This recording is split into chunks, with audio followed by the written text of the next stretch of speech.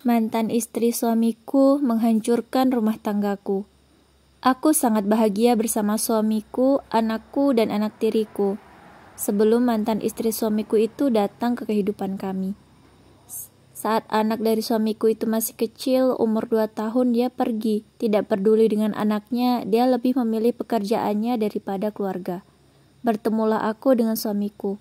Anak tiriku itu begitu sangat nyaman denganku. Dia sayang dan membutuhkan kasih sayang dariku. Menikahlah kami. Aku sangat bahagia, tapi suamiku menjadi egois sejak mantan istrinya datang. Dia sering membiarkan mantannya itu menginap dengan alasan anak.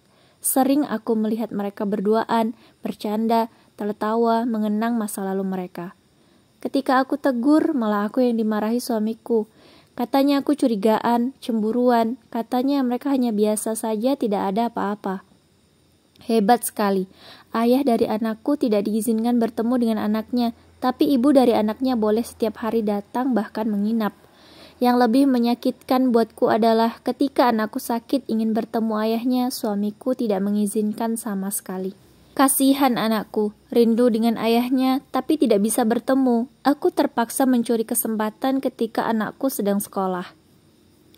Di saat itulah mereka bisa bertemu, walau hanya sebentar.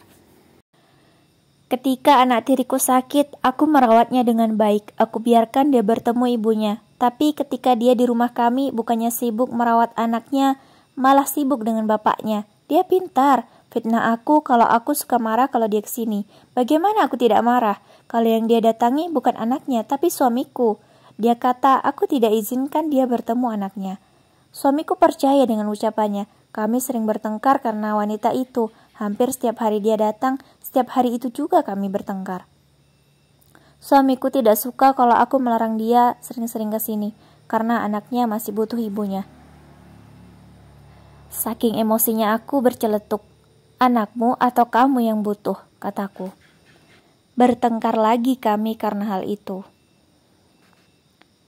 Aku sudah habis kesabaran. Tidak wajar tingkah mereka sebagai mantan suami istri. Mereka sekarang seperti bernostalgia. Apalagi kalau aku pergi mengantar anak-anak sekolah, pasti wanita itu datang ke rumah.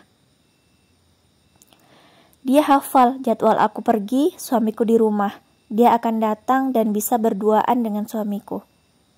Puncaknya, aku sedang mengantarkan anak-anak rekreasi acara sekolah di kebun binatang. Sampai sore aku baru pulang. Perasaanku gak enak. Sampai rumah ternyata benar apa yang aku khawatirkan. Mereka kepergok sedang bercocok tanam di kamar kami. Tanpa basa-basi, aku telepon satpam komplek untuk mengamankan mereka. Aku jijik dengan suamiku. Dia sudah mengkhianati pernikahan kami. Kalau mereka masih saling mencintai, lantas untuk apa bercerai dan menikahi aku? Ingin aku tampar dan hantam mereka berdua.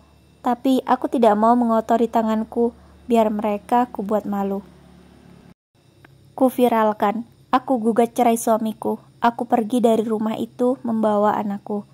Mereka sendiri yang sudah membuat anaknya malu dan nama baik mereka tercoreng.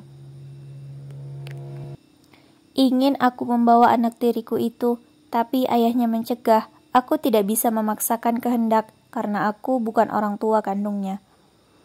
Lagi-lagi aku gagal membina rumah tangga, tapi yang kedua ini gagal dengan hal yang sangat menjijikkan. Aku berusaha dan fokus untuk membesarkan anakku sekarang. Membuka lembaran baru, hidup lebih baik. Dengar dari tetanggaku dulu, mereka sekarang menikah lagi, tapi rumah tangganya tidak harmonis. Bahkan, anak tiriku sampai dititipkan pada kakek neneknya karena setiap hari mereka bertengkar. Sudahlah, aku tidak peduli dengan mereka. Aku kasihan pada anak tiriku itu. Andai aku bisa merawatnya, akan kujaga dengan baik.